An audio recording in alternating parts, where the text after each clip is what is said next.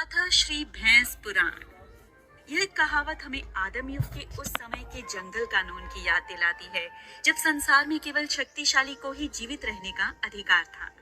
किंतु यह सूत्र 20वीं शताब्दी की समाप्ति पर आज भी उतना ही खरा उतर रहा है।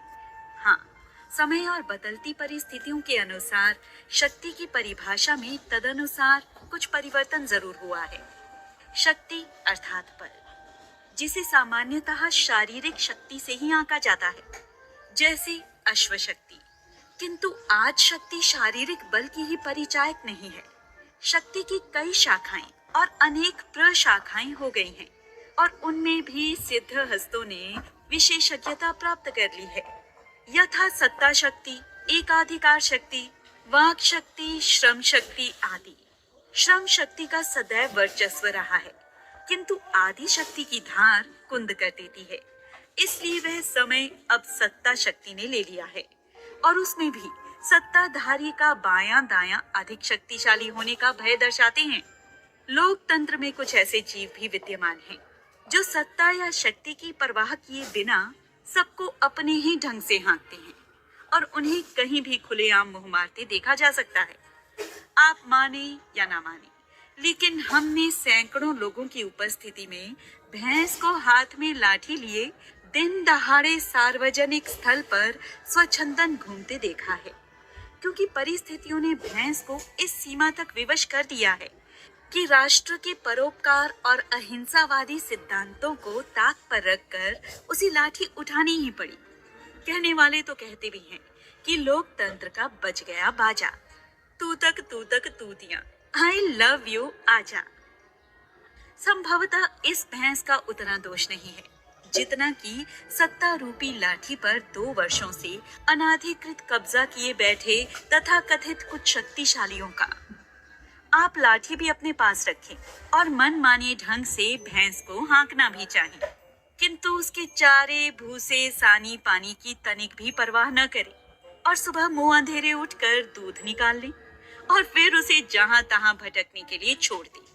तो ऐसे में यदि भैंस अपने जीवित रहने के जन्मसिद्ध अधिकार के लिए आपके हाथ से लाठी छीनकर उसका प्रयोग अपने हितों की रक्षा के लिए शुरू कर दे, तो कोई अनहोनी बात नहीं होगी।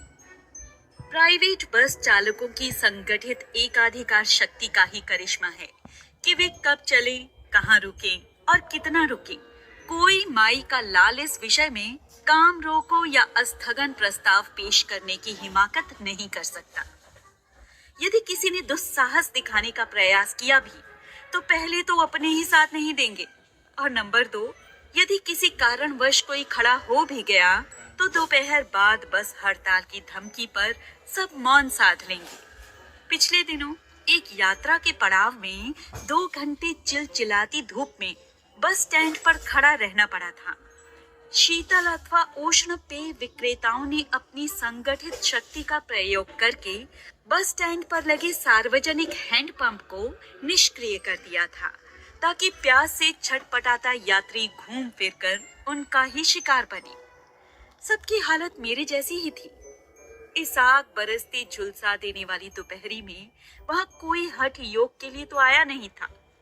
सच मानिए, नानी, दादी और छठी का दूध सब याद आ गए थे। गुस्सा बहुत था, लेकिन वहां गुस्से में भी क्या कर लेता। देखिए, बात घूम फिर कर फिर मुझ पर ही आ ठहरी है, तो मैं किसी विद्वान, लेखक, कवि या शायर को बीच में क्यों घसीटूं? ऐसी ही व्यवस्था पर मैंने कभी एक गजल लिखी थी, उसका एक मेमना आपकी नजर करता हूँ। क्या कहीं आजकल कैसे कैसे संबंध हो गए, क्या कहीं आजकल कैसे कैसे संबंध हो गए, भेड़िए से गडरिए के कैसे गुप्त अनुबंध हो गए। बात सार्वजनिक जल नल की हो रही थी। पीने को तो विवश यात्री 75 पैसे देकर ब्रह्म मुहूर्त में अग्नि देवता को समर्पित 2 दाने चीनी और 2 दाने चाय पत्ती से शुभारंभ कर शाम तक लगातार उबलती उसी पत्ती की कट भी पीते हैं। किंतु चाय के अतिरिक्त अन्य पेय में गन्ने का रस प्रत्येक दृष्टि से लाभदायक मान लिया गया है। स्थानीय स्तर पर तैयार 6 रुपए की Limca, Cold Spot, Thums Up की अपेक्षा यात्री अपनी समझ शक्ति का प्रयोग करके 1 रुपए गन्ने का 2 घूंट रस भी गले से उतार कर, रस से न सही कम से कम बर्फ से ही अपना संतोष कलेजा ठंडा कर सकता है। गन्ने का रस अर्थ की दृष्टि से तो सस्ता है ही, स्वास्थ्य के दृष्टिकोण से भी लाभदायक मान लिया जाता है। वस्तु विक्रेताओं में भी शक्ति की कहाँ कमी है। उन्होंने भी अपनी संगठित शक्ति का परिचय देकर पूरे बस स्टैंड पर एक वस्तु की ही गुमटी अथवा दुकान चला रखी है। चाय विक्रेता एक तो पान बीड़ी विक्रेता भी एक, पत्र पत्रिकारिता विक्रेता एक तो फल विक्रेता भी एक ही होगा। अर्थात बस स्टैंड रूपी जंगल में एक नस्ल का एक ही शेर रहेगा, ताकि अपने शिकार के लिए उसे किसी से स्पर्धा न करनी पड़े और वह अपनी एकाधिकार विक्रय शक्ति से घर बैठा सैकड़ों हजारों क्रेताओं का मजे से शिकार कर सके। इंद्रिय जीत और कंजूसों की दुनिया अलग होती है। उन पर कहीं का कोई नियम कानून लागू नहीं होता। पूरे बस स्टैंड पर गन्ने के रस की एक ही दुकान थी। इस प्यास से व्याकुल यात्री खूब सोच विचार के पश्चात अंततः वहीं पहुंचते और 1 रुपए में 150 मिलीग्राम बर्फ के साथ 25 मिलीलीटर रस पीकर बस चालकों को दुआएं देते और शेष 25 मिलीलीटर रस के अपहरण की चिंता में डूबे मशीन में पिसते गन्नों की चीत्कार के साथ किसी तरह हिरासत में आए बेगुनाह की छटपटाहट पर अट्टहास करते दारोगा जैसी मशीन के पहिए के साथ घूमती बड़ी सी घंटी की भौंडी टनटनाहट भरी हंसी से विहल्ल होते रहते।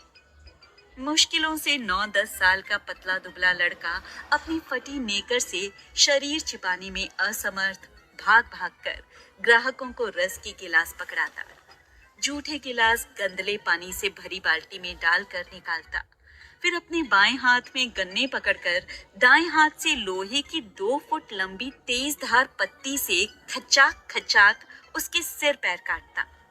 2-2, 4-4 उंगली बचे व्यर्थ हिस्सों को वहीं सड़क पर छोड़कर गन्ने के शेष टुकड़े उठाता और लाकर मगरमच्छ के दांतों जैसी मशीन में अपने मासूम हाथों से उनकी बलि देता। शायद आपको खल रहा होगा कि इस सारे प्रसंग का भैंस और लाठी से क्या संबंध, किंतु संबंध है श्रीमान, बहुत गहरा संबंध है। भैंस पुराण की भूमिका मात्र अभी तक आपने पढ़ी है। वास्तव में भैंस तो रंगमंच पर आई ही अब है, बीच सड़क पर पड़े गन्ने के व्यर्थ हिस्सों को खाने के लिए। वहां अनेक मासूम गधे, गाय, सुअर, बकरी आदि उपस्थित थे, लेकिन हाथ में लाठी लिए हमारे नाटक की नायिका भी सतर्क थी। हमारी कहानी का अतिथि बाल कलाकार जैसे ही गन्ने के व्यर्थ टुकड़े सड़क पर छोड़कर जाता, बस स्टैंड पर उपस्थित समस्त गधे, गाय, सुअर, बकरियां उन्हें खाने के लिए झपटते, किंतु वहां उपस्थित लगभग 2 फुट लंबे मुंह और 3 फुट लंबे सींगों वाली वन रानी यानी कि भैंस रात्रि समय डिपर मारकर साइड चाहते उद्दंड ट्रक चालकों की भांति सबको ओवरटेक करके गन्ने के हिस्सों पर कब्जा कर लेती। बेचारे अन्य जानवर असहाय नागरिकों से चुपचाप खड़े होकर कभी अपनी नस्ल और कभी अपनी क्षीण बनावट को कोसते, किंतु भैंस अपनी बड़ी बड़ी आंखें तिर्राती हुई मंत्री पद पाए नेताजी सी गन्ने के पोर सपासप अंदर धकेलती जाती। हमारा नन्हा बाल कलाकार भैंस पर अपनी शक्ति आजमाने के लिए पान की गुमटी के पीछे पड़ा बांस का डंडा उठाकर कई बार उस पर झपटा, किंतु भैंस हर बार 2 कदम से ज्यादा पीछे नहीं हटी। कभी कभी वह प्रतिकार में बालक पर झपटी भी।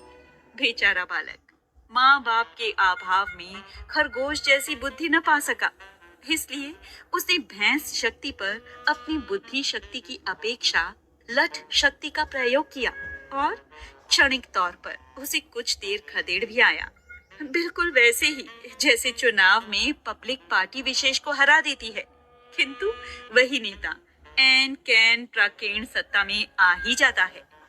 वैसे ही इस बार भैंस पुनः वापस आई तो मैंने उसकी आंखों में बड़ी गौर से झांका। उसकी आंखें अधखुली थी। मैं पक्के तौर पर दावा तो नहीं कर सकता कि वह उसकी बेहयाई थी या पेट भर जाने के कारण वह इस दशा को पहुंची थी। तथापि बस स्टैंड पर उपस्थित सभी यात्रियों ने भैंस का लोहा मान लिया था कि वह अपने होशो हवास में रहते हुए अपनी शक्ति को नहीं भूलती थी और अब हाथ में लाठी लिए मजे से जुगाली कर रही थी।